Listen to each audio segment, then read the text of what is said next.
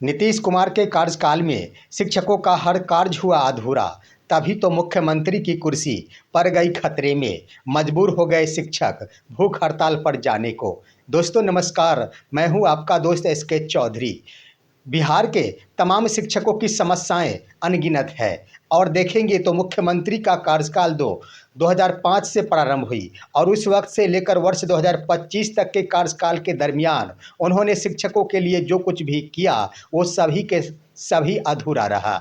चाहे वो नियोजित शिक्षक हो, चाहे वो विद्यालय अध्यापक हो, चाहे वो विशिष्ट शिक्षक हो, चाहे वो नवनियुक्त विद्यालय प्रधान या प्रधानाध्यापक हो, तमाम कोटियों की शिक्षकों की समस्याएं अपनी अपनी अलग है, जिसका नतीजा है कि अब तो शिक्षक भूख हड़ताल पर ही बैठने को मजबूर हो गए हैं। इससे संबंधित एक शिक्षक संघ के नेता जो बिहार विशिष्ट अध्यापक प्रधान शिक्षक संघ के अध्यक्ष हैं, उन्होंने तो अब खुले मंच से और वही मीडिया जो कि एसीएस डॉक्टर एस सिद्धार्थ के खासम खास माने जाते हैं, उसी के माध्यम से सरकार को चैलेंज दे दिया है कि अगर एक सप्ताह में शिक्षकों की समस्याओं का समाधान नहीं होता तो मैं 27 अगस्त से भूख हड़ताल पर मुख्यमंत्री आवास पर बैठ जाऊंगा। लेकिन क्या वर्षों का लंबित समस्या, शिक्षकों का वर्षों का जो अधूरा कार्य है एक सप्ताह में पूरे हो जाएंगे? ये तो सोचने पर ही लोग हैरान हो जाते हैं। आइए हम चर्चा करते हैं कि आखिर कौन कौन से ये कार्य रहे जो कि बिल्कुल ही अधूरा रहा। दोस्तों इस पर विस्तार पूर्वक चर्चा करने से पहले मैं आपसे गुजारिश करूंगा कि अगर आपने अभी तक हमारे इस चैनल सुसत्य वचन को सब्सक्राइब नहीं किए हैं तो कृपया अभी सब्सक्राइब कर लेंगे। आइए वर्ष 2005 जिस वक्त से मुख्यमंत्री नीतीश की कार्यकाल प्रारंभ हुई उसी वक्त से हम चर्चा करते हैं। सबसे पहले मुख्यमंत्री के द्वारा वर्ष 2006 में शिक्षकों को नियमित किया गया, यानी 60 वर्षों की सेवा प्रदान कर दी गई। लेकिन यह भी अधूरा इस रूप में रहा कि इन्हें नियमित नहीं कहकर 60 वर्षों की सेवा देते हुए ही इन्हें नियोजित कहा गया, यानी संविदा कर्मी ही कहा गया। यही तो है अधूरा कार्य। उसके बाद आइए हम बातें करते हैं कि शिक्षकों की बहाली प्रारंभ रही। वर्ष 2006 से लेकर 8, 10 और 2014 में भी शिक्षकों की बहाली हुई, पात्रता परीक्षा के आधार पर हुई। लेकिन एक बार तोहफा के रूप में मुख्यमंत्री ने शिक्षकों को वेतनमान दिया। वो 5200 से 20,200 का वेतनमान दिया गया, लेकिन वो भी अधूरा रह गया।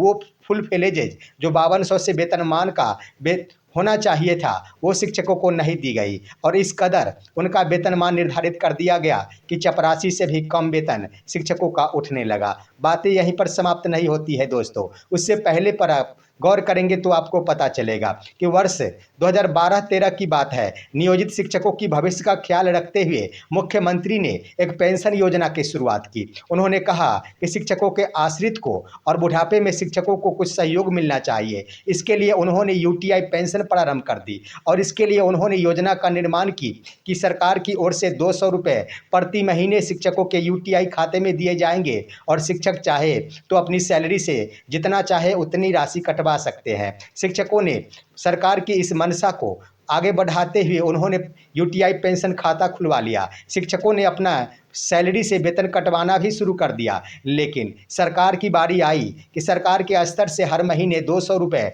शिक्षकों के पेंशन खाते में दिए जाने वाली बात थी तो सरकार मुकर गई। यहाँ पर भी पेंशन योजना अधूरा रहा। सरकार के द्वारा यह पेंशन योजना का कार्य ही अधूरा ही किया गया। आइए 2015 की तो बातें हमने कर ली, उसके बाद आइए वर्ष 2021 की बातें करते हैं। सितंबर महीने से तमाम कोटि के नियोजित शिक्षकों के लिए एक बार फिर से सरकार ने योजना बनाई कि हम ईपीएफ पेंशन प्लान योजना लाएंगे। इसके तहत शिक्षकों को बहुत बड़ी राशि मिल पाएगी और सेवानिवृत्ति के उपरांत शिक्षकों को पेंशन भी मिल पाएगा और शिक्षकों को एक मोटी राशि भी मिल जाएगी। लेकिन वो भी अधूरा रह गया। वो कैसे रहा दोस्तों कि उस वक्त जो नीति का निर्धारण किया गया उसके तहत ये कहा गया कि शिक्षकों का जो सैलरी होगा उसका 12% अंशदान सरकार अपने खाते से देगी ईपीएफ खाते के लिए। यहाँ पर सरकार ने क्या किया कि 15,000 रुपये ही निर्धारित कर दिया। जिस वक्त शिक्षकों का बेसिक पे 30,000 रुपये थे, यहाँ पर भी उल्टा किया गया और अधूरा कार्य इस रूप में किया गया कि आधा 30,000 का आधा होता है 15,000 रुपये और 15,000 रुपये के दर से ही इस पर 12% सरकार की ओर से दे देना शुरू कर दिया गया, जो हर महीने 1,800 रुपये दिए जाते थे। अगर वहीं पर इसे 30,000 रुपये पर लागू किया जाता तो इस शिक्षकों को दोगुना फायदा होता, क्योंकि उनका यह अधिकार था। बेसिक पे 30,000 रुपये था तो मिलना तो चाहिए था 30,000 का 12% जो ईपीएफ का नियम है, लेकिन सरकार ने अधूरा किया और उसे 15,000 रुपये की दर पर ही 12% देते हुए मात्र 1,800 रुपये उनके ईपीएफ खाते में दिया। आज भी शिक्षक ये दंश झेल रहे हैं, जो शिक्षक आज भी नियोजित पद पर है। बातें यहीं पर समाप्त नहीं होती है दोस्तों। आप गौर करेंगे, वर्ष 2023 से विद्यालय अध्यापकों की बहाली प्रारंभ हुई। उस वक्त जब सबसे पहले विद्यालय अध्यापकों की बहाली हुई, वो भी अधूरा किया गया। सबसे पहले तो आधे सीटें पर ही बहाली की गई। उस वक्त भी बहाली की प्रक्रिया आधी ही की गई, यानी पूरा नहीं किया गया। उसके बाद उनका जो वेतनमान का निर्धारण किया गया, सबसे बड़ी बात कि 7वें वेतनमान से संसूचित होना चाहिए था, उसे भी अधूरा रख दिया गया और उन्हें 7वें वेतनमान का लाभ नहीं दिया गया। आइए उसके बाद चर्चा करते हैं कि वर्ष 2024 के बारे में हम चर्चा करते हैं। एसीएस डॉक्टर एस सिद्धार्थ का कार्यकाल हुआ। उनके स्तर से सबसे पहले के पाठक का कार्यकाल था, जिन्होंने यह योजना बनाई कि नियोजित शिक्षकों को राजकर्मी का दर्जा प्रदान किया जाएगा और सक्षमता परीक्षा का आयोजन हो सकेगा। सक्षमता परीक्षा का आयोजन के पश्चात शिक्षकों को राजकर्मी तो बनाया गया, लेकिन वो भी अधूरा ही राजकर्मी बनाया गया। उससे भी पहले हम देखेंगे कि शिक्षकों को राजकर्मी का दर्जा अगर देना था तो वर्ष 2023 से ही यह प्रक्रिया प्रारंभ हो गई थी, लेकिन आते आते आखिर 2025 वर्ष छू दिया और तब जाकर शिक्षकों को यहाँ पर राजकर्मी का दर्जा दिया गया और वो नियोजित से विशिष्ट शिक्षक कहलाए। लेकिन राजकर्मी ही बना दिया गया तो अधूरा बना दिया गया। वो कैसे दोस्तों कि एक तरफ से देख लिया जाए तो 20-20 वर्षों की सेवा करने के बाद शिक्षक नए पद को ग्रहण किए। यहाँ पर शिक्षा विभाग के द्वारा उन्हें राजकर्मी तो बनाया गया, लेकिन अधूरा इस रूप में कि 20 वर्ष के कार्यकाल के बाद उन्हें नई सेवा देखने को मिली।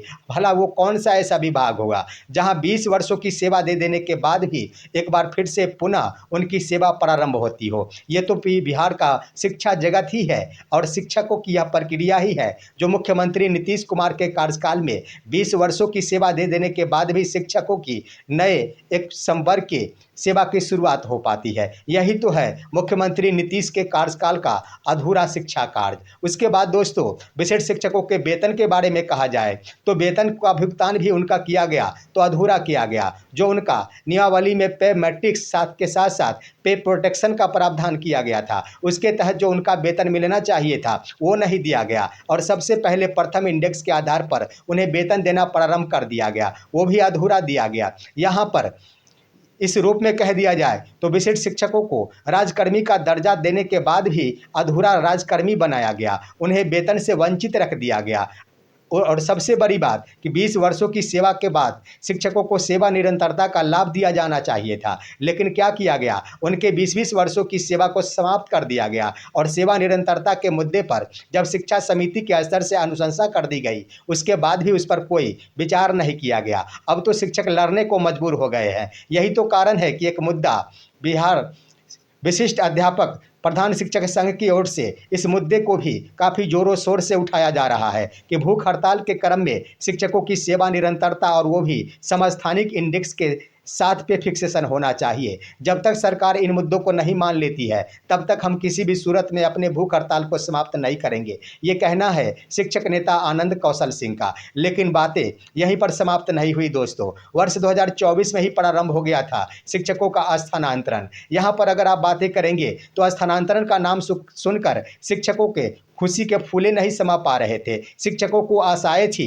कि हर हाल में अब तो हमें अपना घर देखने को नसीब हो जाएगा, लेकिन हुआ क्या, वो ट्रांसफ़र भी हुआ तो अधूरा हुआ। आज भी देख रहे हैं कि लाखों शिक्षक तादाद में है जो ट्रांसफ़र की मांग कर रहे हैं, लेकिन आज तक उन्हें ट्रांसफ़र नहीं दी गई। रह गई बात कि आप 1,90,000 शिक्षकों से आवेदन लिए कि आपका हम ट्रांसफ़र करेंगे, लेकिन सही तरीक़ों से विभागीय ट्रांसफ़र पर अगर आप नज़र दौड़ाएंगे तो अभी तक आधा ही शिक्षकों का विभागीय स्तर पर ट्रांसफ़र हो पाया है, यानी बिल्कुल ही अधूरा ट्रांसफ़र किया गया। तो शिक्षा जगत का हर कार्य तो ही अधूरा हो पा रहा है। तो आखिर शिक्षक क्यों नहीं बैठेंगे भूख हड़ताल पर? शिक्षक क्यों नहीं करेंगे मुख्यमंत्री का बहिष्कार? आखिर मुख्यमंत्री की कुर्सी क्यों नहीं पड़ेगी खतरे में? इतना ही नहीं दोस्तों, ट्रांसफ़र के मुद्दे पर आज भी शिक्षक बेचैन है, वो दर दर भटक रहे हैं। सबसे बड़ी बात कि ट्रांसफ़र के क्रम में आपने पटना जिला पर होल्ड लगा दिया, लेकिन ये भी आई कि पटना जिला पर हम बाद में सोचेंगे, विकल्प बदलने पर विचार करेंगे, लेकिन आज तक विकल्प बदलने का ऑप्शन नहीं दिया गया। आखिर ये भी अधूरा ही रखा गया। उसके बाद आइए ट्रांसफ़र के लिए एक नया मुख्यमंत्री के आदेश पर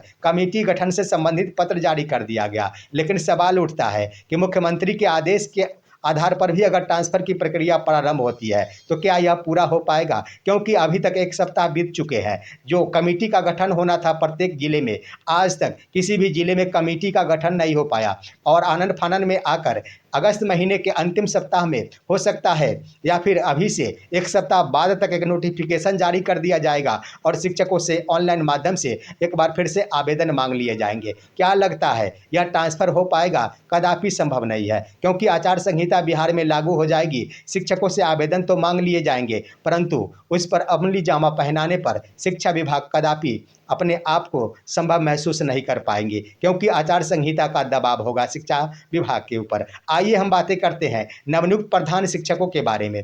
नवनियुक्त प्रधान शिक्षकों की भी आपने बहाली की और सबसे बड़ी बात कि इनके लिए भी आपने अधूरा ही कार्य किया। सबसे पहले तो वर्षों की सेवा देने के बाद ये प्रधान शिक्षक भी नए पद को ग्रहण किए, लेकिन आपने ऐसा कार्य किया जिसके आधार पर आपने उनके पूर्व की तमाम सेवाओं को ही समाप्त कर दिया और इनके लिए एक ऐसा प्रावधान कर दिया कि नव पदस्थापित विद्यालय में योगदान करते ही उनके यह त्यागपत्र समझा जाएगा। तो इस आधार पर अधूरा ही प्रधान शिक्षकों की बहाली माना जाएगा। दूसरे तरफ इनके बेसिक पे के बारे में चर्चा करेंगे तो आज तक जो वर्ष 2022 में बेसिक पे का निर्धारण किया गया था वो भी आज भी लागू है, लेकिन मुख्य रूप से कह दिया जाए तो आखिर इतने दिनों हो जाने के बाद भी इनका बेसिक पे का निर्धारण क्यों नहीं किया गया? मामले यहीं पर नहीं रुकते हैं दोस्तों। आप गौर करेंगे तो निश्चित रूप से आने वाले दिनों में स्थानांतरण का यह मुद्दा और भी गहराता जाएगा, क्योंकि अब तो चुनावी बिगुल फूकने वाला है। यहाँ पर अब पूरे बिहार भर में आचार संहिता लागू होने वाले हैं।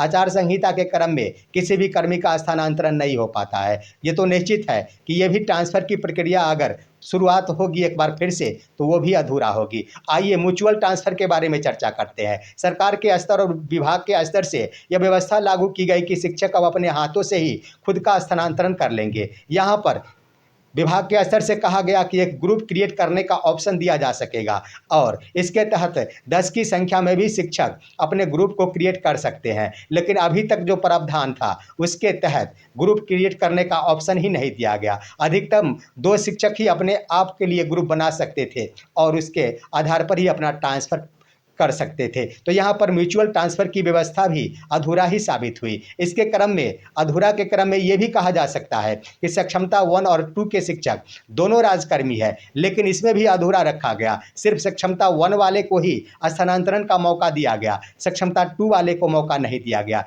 ये भी तो अधूरा रखा गया। उसके बाद आइए चर्चा करते हैं विभाग के स्तर से भले ही विभागीय ट्रांसफ़र कुछ हुआ, लेकिन इसमें भी अधूरा का कार्य देखने को मिला। जब विभागीय स्तर से स्थानांतरण की प्रक्रिया हुई तो इसमें महिला शिक्षिकाओं को प्राथमिकता दे दी गई। महिला शिक्षिकाओं का ट्रांसफ़र तो कर दिया गया, लेकिन ढेर सारे और लाखों के तादाद में बैठे हैं पुरुष शिक्षक जिनका अभी तक तबादला नहीं हुआ। तो यहाँ पर विभागीय भी ट्रांसफ़र हुआ तो वो भी अधूरा हुआ। शिक्षिकाओं के ऊपर तो यहाँ पर थोड़ी सी ख्याल रखी गई, थोड़ी सी राहत उन्हें दी गई, लेकिन पुरुषों को थोड़ा सा भी ध्यान और राहत नहीं प्रदान की गई। यही तो है शिक्षा विभाग का अधूरा कार्य। आइए अब चर्चा करते हैं बीपीएससी टीआरई 4 के अंतर्गत बहाली की। तो यहाँ पर भी आप देखेंगे तो अगस्त महीने के अंत या फिर सितंबर के प्रथम सप्ताह तक नोटिफिकेशन जारी किए जाएंगे। शिक्षकों और अभ्यर्थियों से आवेदन मांग लिए जाएंगे और ये भी बहाली की प्रक्रिया होगी तो अधूरा होगी, क्योंकि चुनाव से पहले अब तो परीक्षा लेने की बातें नहीं उठती, ये संभव ही प्रतीत नहीं होता है। तो यहाँ पर यह टीआरई 4 की बहाली भी अगर होगी तो वो अधूरी होगी। बाद में आखिर कब तक परीक्षा होगी इसकी भी गुंजाइश नहीं बनती। आपकी नज़रों में लगता होगा कि परीक्षा शुल्क में राहत प्रदान की गई है। ये बात सत्य है कि 100 रुपये ही परीक्षा शुल्क में देने पड़ेंगे अभ्यर्थियों को, लेकिन सवाल उठता है कि परीक्षा शुल्क तभी तो सस्ता महसूस होगा जब परीक्षा में बैठने का अवसर मिल पाएगा। आखिर जब परीक्षा में बैठने की नौबत ही नहीं आएगी, परीक्षा में बैठने का अवसर ही नहीं मिलेगा, तो वो तो 100 रुपया भी काफ़ी महंगा पड़ेगा शिक्षक अभ्यर्थियों के लिए। तो हर हाल में राहत कहाँ महसूस हो गई? अगर परीक्षा होगी तभी तो यह परीक्षा शुल्क में कमी महसूस की जाएगी। अगर परीक्षा ही नहीं हुई तो निश्चित है कि यह 100 रुपये की राशि भी अभ्यर्थियों के लिए भारी साबित होगा और यह घाटे का सौदा होगा। यही तो है बिहार के शिक्षा जगत का हाल। और मुख्यमंत्री का कार्यकाल वर्ष 2005 से लेकर वर्ष 2025 तक का कार्यकाल, जिसका नतीजा है कि आज शिक्षक बिगुल फूंक चुके हैं। मुख्यमंत्री की कुर्सी बिल्कुल ही खतरे में पड़ चुकी है। पूरे शिक्षक समाज एकजुटता दिखा रहे हैं और शिक्षक नेता भूख हड़ताल पर अंतिम इस महीने अगस्त महीने में जा रहे हैं। तो क्या एक सप्ताह में शिक्षकों के सारे समस्याओं का समाधान हो जाएगा? यहाँ पर मुख्यमंत्री को विचार करना होगा। वक्त अभी भी है। अगर मुख्यमंत्री यहाँ पर जितने भी अधूरे कार्य किए हैं उन तमाम कार्यों को पूरा नहीं कर देते हैं, मामला कम नहीं है, बहुत बड़ा मामला है, तमाम कार्यों का निपटारा कर देते हैं, तभी शिक्षकों का झुकाव मुख्यमंत्री की तरफ जाएगा। अन्यथा इस पंचवर्षीय योजना के तहत मुख्यमंत्री को मौका नहीं मिल पाएगा। ये मेरा विचार है। आपका क्या कहना है दोस्तों? अपनी राय कमेंट के माध्यम से अवश्य दीजिए। हमारे इस वीडियो को लाइक कीजिए और अब दीजिए अपने दोस्त को इजाज़त। हम फिर मिलेंगे आपसे अगले वीडियो में। तब तक के लिए नमस्कार।